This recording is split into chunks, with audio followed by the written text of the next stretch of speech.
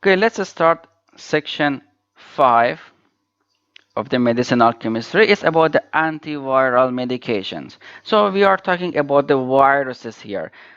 So look at here. It says the viruses, they are nature's most successful parasite.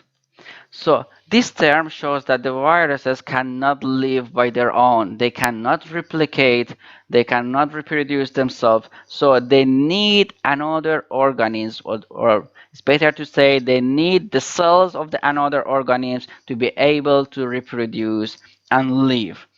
The size of the most of the viruses are between 20 to 30 nanometer. So they are very small, which they cannot be seen by the light microscope. That's why we say they are submicroscopic. And they can only be seen by the electron microscope. Let's go to the next page.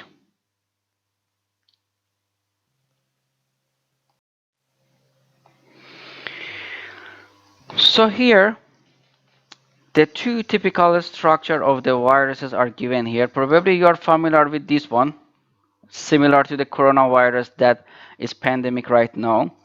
But all of the viruses, regardless of the different in their shapes, they have very simple structures.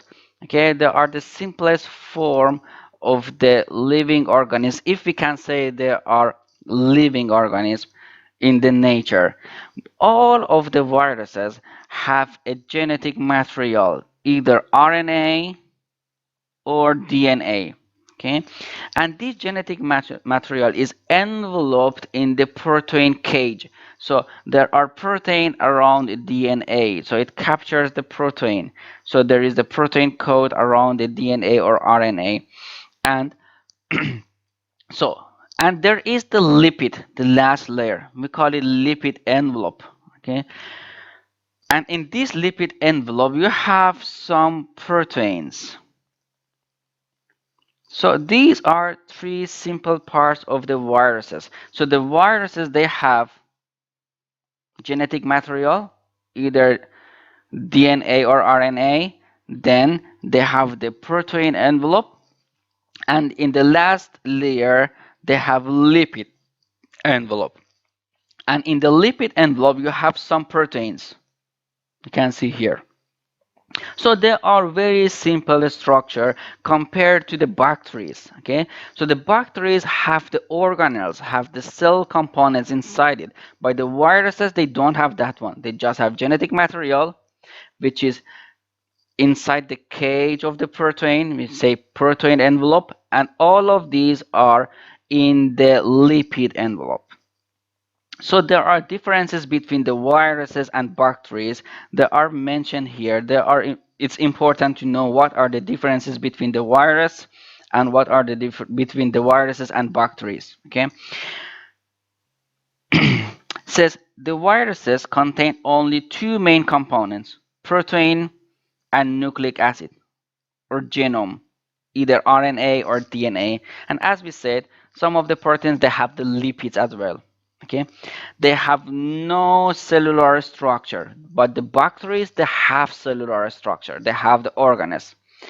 So they are only capable of reproducing inside another living cells. But the bacteria, they can reproduce by their own. So it says in all these ways they are different from the bacteria, which are complex cellular structure, and they are able to survive by their own, and they are able to reproduce independently from the other living cells. So these are the difference between the viruses and the bacteria, and you must know that. So how do viruses reproduce themselves then? They must penetrate into the cells of the other living organisms. Those cells, we call it host cells.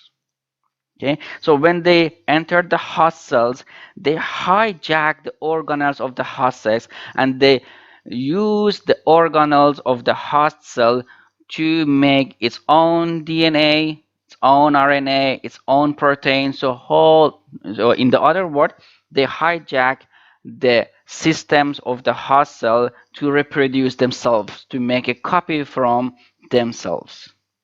Okay, so for the virus to reproduce itself, it must enter the host cell, And look at this video which I have got it from the YouTube.